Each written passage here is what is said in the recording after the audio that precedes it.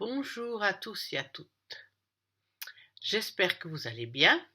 Bon, je me présente, je m'appelle Céleste, je suis astrologue psychoanalytique depuis très longtemps. J'ai commencé à étudier l'astrologie en 1974. Voilà, donc ça fait déjà assez longtemps. Voilà.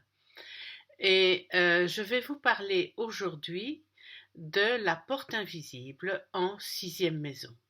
Hein. Comme je l'ai déjà dit très souvent dans d'autres vidéos, j'attache énormément d'importance au fait de connaître sa porte invisible parce que c'est la partie la plus difficile de notre thème et c'est la partie la plus inconsciente. Et on n'accède jamais totalement à la liberté tant que l'on ne l'a pas comprise. Et à partir du moment où on l'a comprise, on peut travailler dessus grâce à l'aide de Chiron. Parce que Chiron est une partie divine en nous qui a choisi de s'incarner sur la terre pour mettre fin à sa douleur et pour nous aider à sortir de la blessure existentielle de la porte invisible pour aller vers le lieu dans notre thème où on développe le plus le bonheur, c'est-à-dire la porte visible qui est juste en face de la porte invisible. Et comment agit Chiron? D'abord parce qu'il a un potentiel énorme, même bien au-delà de notre propre être. Il a un potentiel, par exemple, si on a un Chiron qui fait de nous quelqu'un qui cherche à être en contact avec la meilleure version de nous-mêmes, à travers la créativité, par exemple, on va stimuler cette partie-là chez les autres.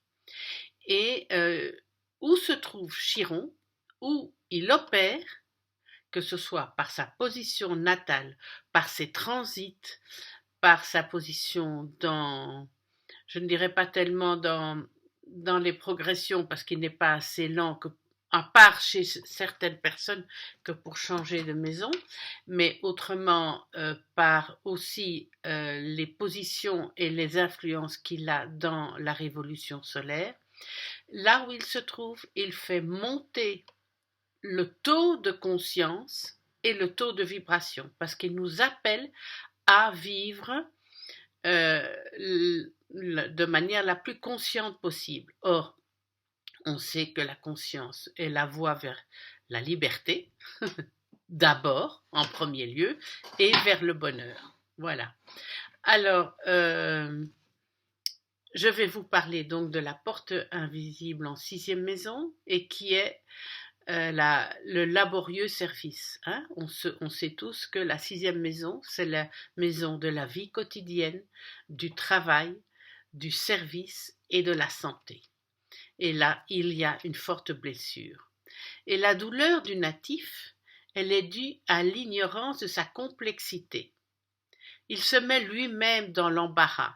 Il appelle les tracas par ses maladresses inconscientes et involontaires. Et il ne voit pas qu'il est à l'origine de ses problèmes journaliers. Hein, la sixième maison, c'est la maison de la vie quotidienne. Et c'est là sa blessure.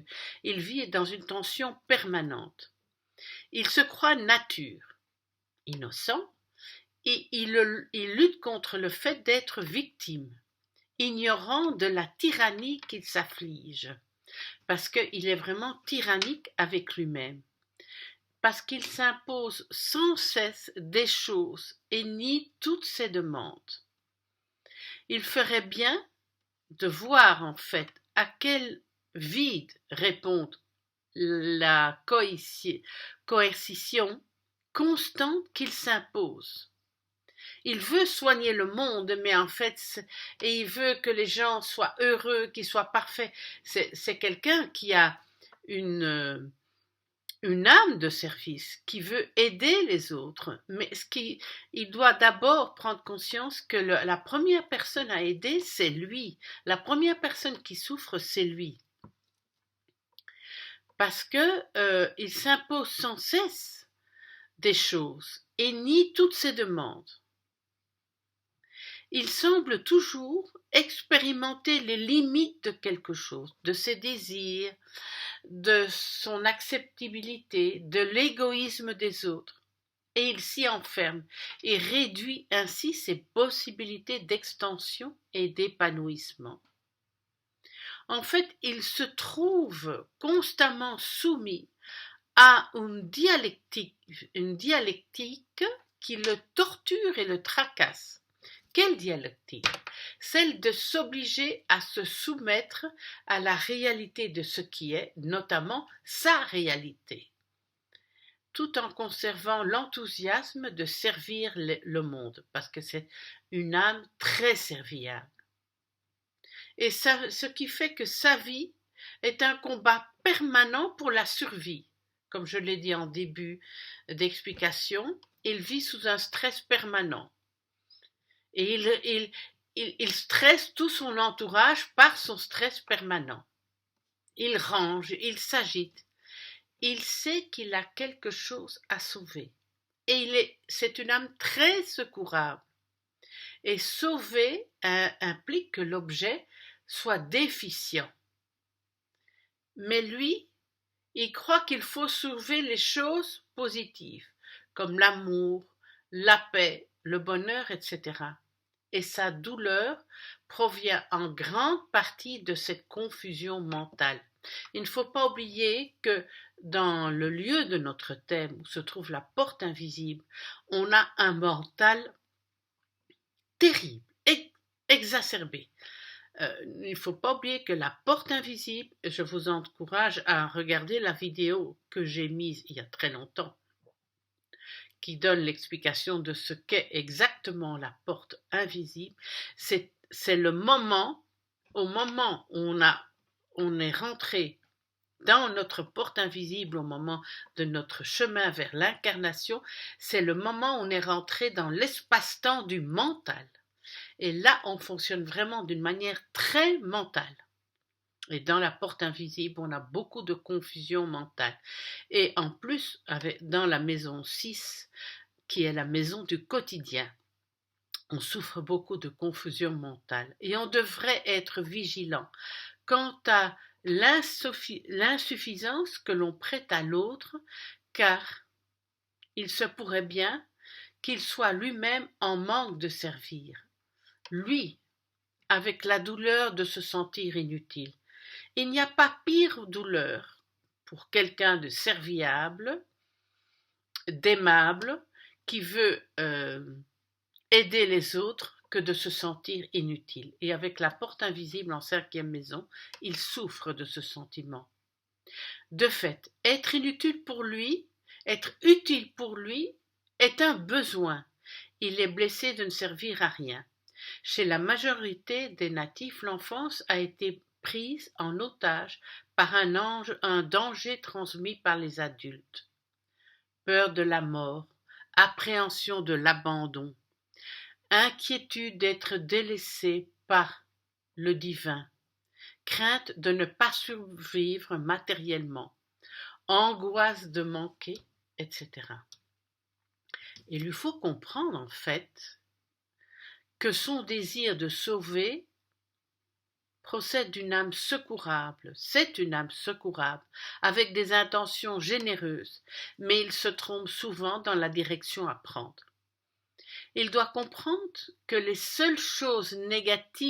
seules les choses négatives ont besoin de son aide, et pour cela, il faut qu'il accepte d'en voir la réalité négative, au lieu de vouloir que les personnes soient différentes, espérer que le monde soit meilleur, plus évolué. Il veut qu'autour de lui, les gens soient plus heureux.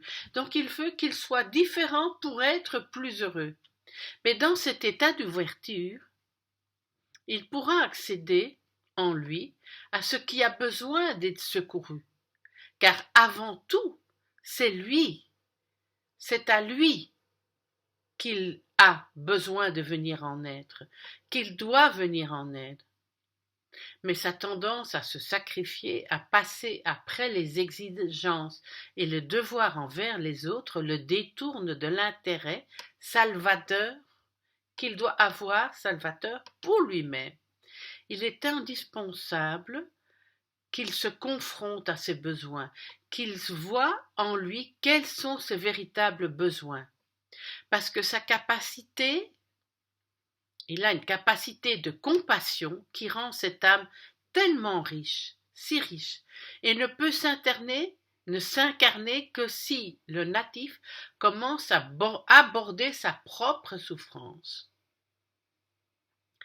Tant qu'il souffre, l'amour ne peut émaner de lui.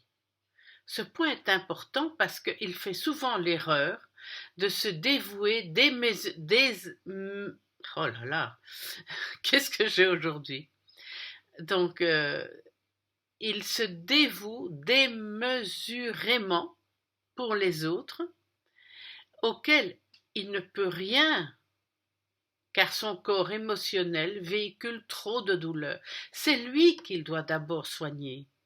Cela peut expliquer certains de ses échecs, notamment relationnels, alors qu'il n'a qu'un désir, c'est aider, c'est une âme très humanitaire. Alors, en consultation, on le questionnera sur son enfance pour savoir quelle est la nature de l'élément ayant traumatisé sa psyché, l'ayant plongé dans la nécessité de survie, l'ayant poussé à fonctionner dans un esprit de survivance quotidienne et ça crée un épuisement sur le plan psychique, mais aussi une pauvreté sur le plan spirituel. Or, c'est une âme qui a des grandes aspirations spirituelles. Sa porte visible est en 12e maison, qui est la maison de l'être intérieur et de l'âme. Il ne diffère pas car il vit mal les choses qui restent en suspens. Donc, il a besoin de faire les choses tout de suite.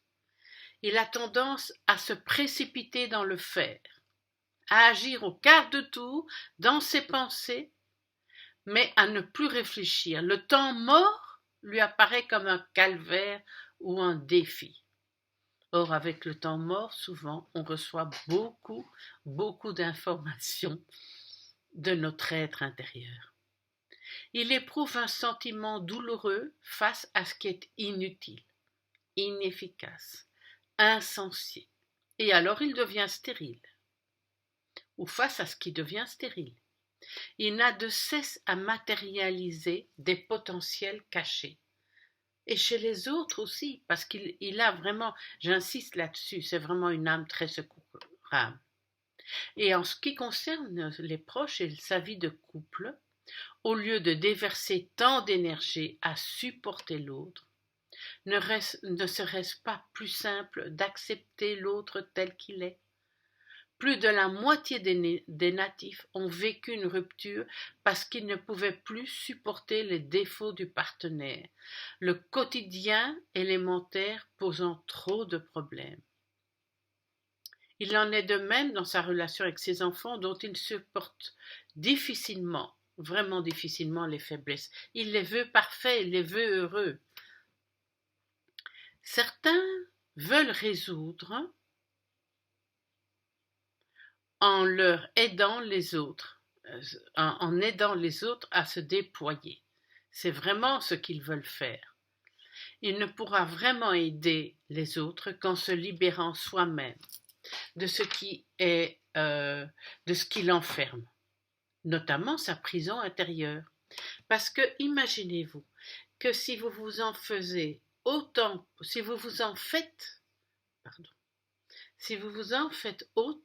pour les autres, vous ne voyez pas qui souffre en vous. Et c'est là un des grands problèmes de la porte invisible en 12e maison. Et c'est sa prison intérieure. Il ne faut surtout pas qu'il oublie que les autres sont le miroir de ce qu'il est et que ce qu'il vit reflète son mal-être. Au lieu de souffrir des imperfections de la vie, il doit faire l'inventaire de ce qu'il a fait de sa vie et accéder à une partie de sa réalité au lieu de se voiler la face. et d'aller jardiner dans le jardin des autres. Il est tellement secourable pour les autres, mais c'est vraiment une des leçons essentielles, d'abord se soigner lui, s'aider lui, s'aimer lui. Alors, les messages psychosomatiques peuvent être la conséquence de son stress. Sa blessure vient d'un sentiment d'urgence par rapport à la vie et la survie. De ne pas avoir existé à soi-même sous couvert d'avoir servi les autres. Il n'a pas le temps de s'occuper de lui. Pourtant, c'est lui qu'il faut commencer à servir, qu'il lui faut commencer à servir. Et alors il pourra, grâce à l'aide de Chiron, vivre plus dans le lieu de son thème, qui est celui de la résolution de sa blessure existentielle, le lieu de la porte visible en maison 12. Et là, se remettre en cause, faire la différence entre l'essentiel et la vie élémentaire, avec ses tracas accessoires et passagers. Là, il pourra voir le large, se responsabiliser sur le plan humain et y déverser toute la compassion qui sommeille en lui, parce qu'il en a énormément. Et son plus grand désir est de participer à l'œuvre du plus grand. Et là, il pourra le faire. Au fur et à mesure qu'il se soigne lui, il pourra participer à l'œuvre du plus grand, tout en agissant à chaque instant en conscience de la lumière qui lui est offerte. Se responsabiliser ne signifie pas être responsable à la place des autres, mais répondre au nom de ce qu'il fait. Et là, il pourra rayonner.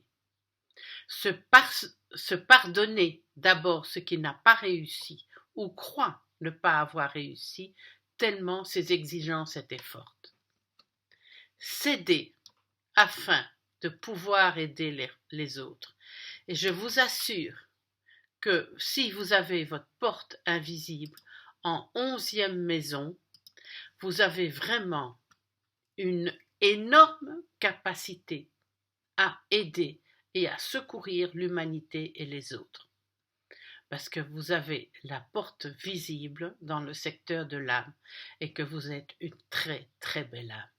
Mais d'abord, vous devez prendre conscience de vos blessures, les soigner, vous soignez votre enfant intérieur et, grâce à l'aide de Chiron, vous développez dans la porte visible, après avoir pris vos responsabilités dans la porte invisible. Voilà, je vous souhaite une très belle journée et une très belle fin de printemps. Nous sommes aujourd'hui à Madrid le 28 mai et comme vous pouvez voir, il ne fait pas excessivement chaud. Nous avons eu une seconde partie du mois de mai qui est fraîche et pluvieuse pour notre plus grand bonheur.